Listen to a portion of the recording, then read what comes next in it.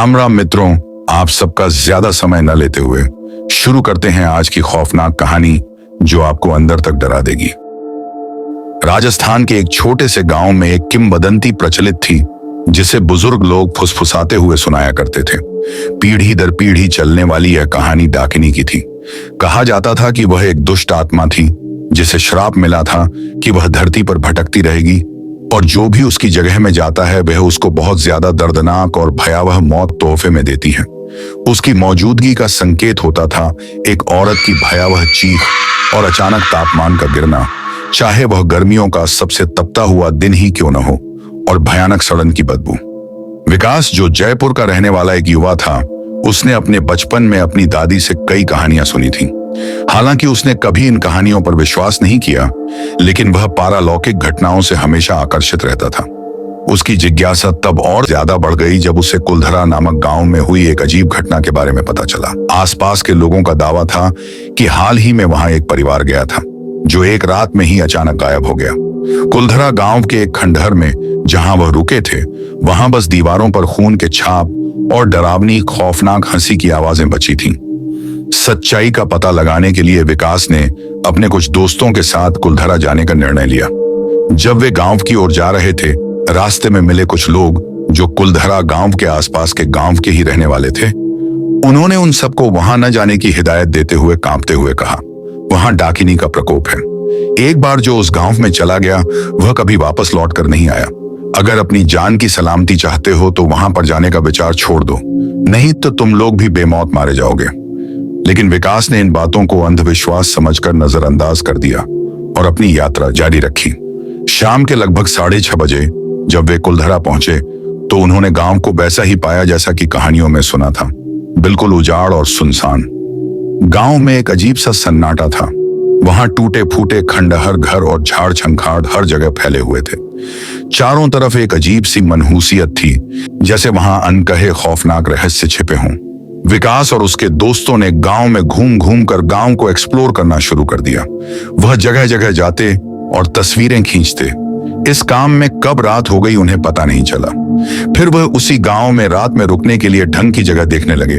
तभी संयोगवश उन्हें भी वही घर दिखाई दिया जहां उस परिवार के गायब होने की घटना हुई थी, लेकिन उन्हें इस बात का पता नहीं था। फिर उन्होंने भी उसी घर की ओर रुख किया। घर के अंदर जाकर उन सब ने अपना खाना पीना खाया और एक दूसरे से हंसी मजाक करते करते घोड़े बेचकर सो गए। करीबन रात के 12 या 1 बजे जब वह सब के सब गहरी नींद में सोए हुए थे, अचानक एक गहरी और भयानक गुर्राहट ने उनकी नींद को तोड़ा। वह सब के सब उठकर डर के मारे इधर उधर देखने लगे, लेकिन उन्हें आसपास कुछ दिखाई नहीं दिया। तभी अचानक से तापमान गिर गया। हवा घुटन भरी और बदबूदार हो गई।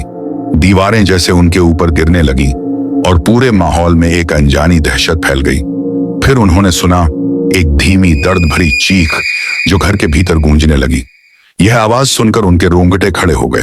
विकास के एक दोस्त ने इसे हंसी में उड़ाने की कोशिश की, लेकिन उसकी हंसी तब थम गई जब उन्होंने सामने खड़े एक भयानक साए को देखा। वह एक 10 फीट लंबी औरत जैसी आकृति थी। उसके लंबे बाल बिना हवा के भी लहरा रहे थे। उसका पूरा शरीर कोयले से भी ज्यादा काला था। वह एक लाल रंग की साड़ी में लिपटी हुई थी। उसका चेहरा इतना ज्यादा भयानक था कि जिसे देखकर डर भी डर से मर जाए। उसकी दोनों आंखें उस अंधेरे में लाल अंगारों जैसी चमक रही थीं।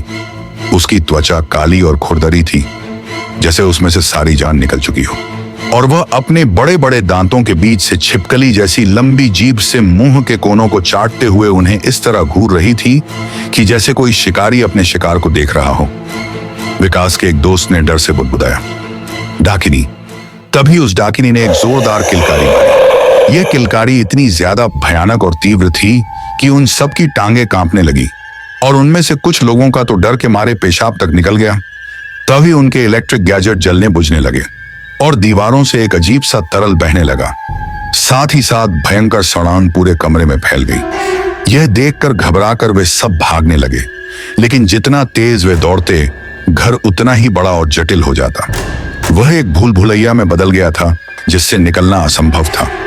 विकास के दोस्त एक एक करके गायब हो गए, जैसे कोई अज्ञात शक्ति उन्हें घसीट कर ले गई हो। उनकी चीखें पूरे घर में गूंजती रहीं, लेकिन कुछ देर बाद सन्नाटा छा गया। अब विकास ही अकेला रह गया था। वह लड़खड़ाते हुए एक ऐसे कमरे में पहुंचा जो उसे अजीब ढंग से जाना पहचाना लगा। ऐसा लग रहा था जैसे दीवारें सांस ले रही हों और कई अदृश्य आंखें जो उसे ही घूर रही हों और उसका मजाक उड़ा रही हों। तभी कमरे के बीचों बीच पता नहीं कहां से डाकिनी प्रकट हो गई। अब उसका चेहरा पूरी तरह से दिखाई दे रहा था, जो बहुत ज्यादा डरावना और ताजा खून से भीगा हुआ था। उसकी आंखें लाल लाल अंगारों के जैसी चमक रही थीं। उसके दांत इतने बड़े बड़े थे जैसे किसी राक्षस के हों और उसकी लंबी जीभ छिपकली की तरह बार बार अंदर बाहर हो रही थी और उसके चेहरे पर ऐसी हैवानियत भरी भयानक मुस्कान थी जिसे देखना भी असंभव हो रहा था। और उसके मुंह से ताजा ताजा खून टपक रहा था, जो विकास के दोस्तों का ही था। फिर वह डाकिनी भारी आवाज में संस्कृत भाषा में कुछ बड़बड़ाते हुए धीरे धीरे विकास के पास आते आते एक जगह रुक गई और दूर से ही विकास की आंखों में घूरने लगी। तभी अचानक वह जोरदार किलकारी मारते हुए बड़ी तेजी से बिल्कुल विकास के चेहरे के पास आ गई और उसकी आंखों में आंखें गड़ाकर देखते हुए उसके चेहरे पर अपनी लंबी कांटेदार जीभ ऐसे फेरने लगी जैसे कोई शिकारी अपने शिकार पर अपनी जीभ फेर रहा हो। इस घटना से विकास के दिल की धड़कनें धीमी हो गईं और उसका शरीर भी पैरालाइज पड़ गया। साथ ही साथ उसका मल मूत्र वही छूट गया। फिर उसको डाकिनी के तीखे दांत अपनी गर्दन पर घुसते हुए महसूस हुए। उसी के साथ साथ उसे अपने शरीर की हड्डियां भी बड़ी बेरहमी से टूटते हुए महसूस होने लगी। फिर धीरे धीरे विकास की आंखों के आगे अंधेरा छा गया। कह सकते हैं उसकी जीवन लीला समाप्त हो गई।